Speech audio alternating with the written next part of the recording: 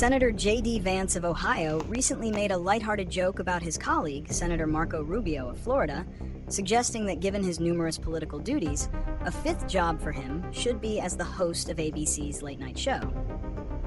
This off-the-cuff remark, made during a public appearance, quickly gained media attention and became a viral moment. The comment serves as a microcosm of the evolving relationship between politics, media, and entertainment, and it offers a unique lens through which to examine current trends in political communication. Analysis of the context and significance. Vance's joke, while seemingly trivial, is significant for several reasons. First, it humanizes the politicians involved.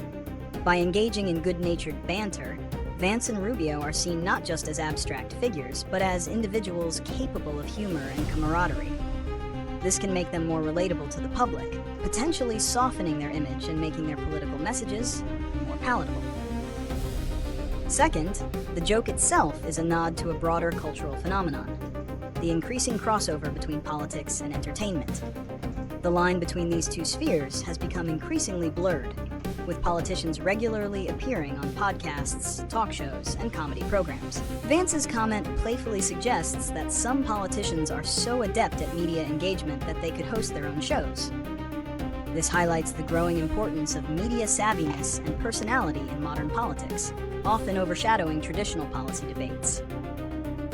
Reasons and consequences. Reasons for the joke. The primary reason for Vance's joke was likely to create a memorable and positive moment. In an era of intense political polarization, a lighthearted, self-deprecating, or colleague-directed jab can be a powerful tool for building rapport with an audience. By singling out a prominent figure like Rubio, Vance's joke was almost guaranteed to generate a reaction and be shared widely on social media, giving the event a broader reach than a standard political speech. Furthermore, the joke tapped into a well-known aspect of Rubio's public persona, his visibility and multiple roles, making the humor both accessible and relatable to those who follow politics. Consequences of this trend. The consequences of this blending of politics and entertainment are complex. On one hand, it can be a way to engage a younger, more diverse audience that may not consume traditional political news. By meeting people where they are, politicians can introduce their ideas to new demographics. It also allows for a more informal and candid form of communication, which can help break down the barriers between public officials and citizens. However, the consequences can also be negative. A primary risk is the trivialization of serious issues.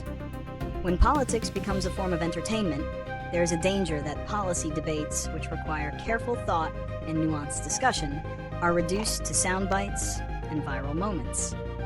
The focus can shift from a politician's substance to their style or their ability to land a good punchline. This can lead to a less informed electorate that values personality over policy.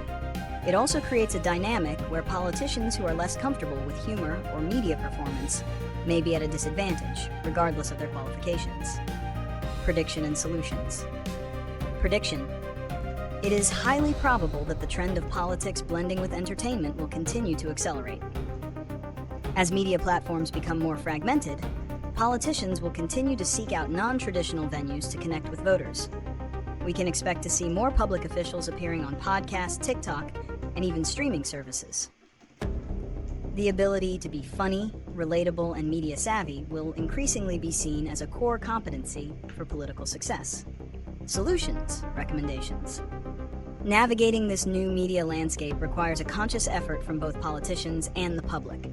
For politicians, the solution is to use humor as a tool for connection, not as a substitute for substance. A joke can be a great way to start a conversation, but it must be followed by serious policy discussion. The key is to find a balance between being relatable and remaining a serious public servant. For the public, the solution lies in media literacy and maintaining a critical perspective. It is crucial to enjoy the humor and personality of a political figure, but to also demand a deeper engagement with their policy positions.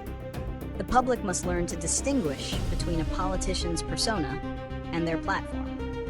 By doing so, we can ensure that the rise of political humor does not come at the cost of a well-informed and engaged citizenry. The ultimate goal is to appreciate the moments of human connection while always prioritizing the serious business of governance.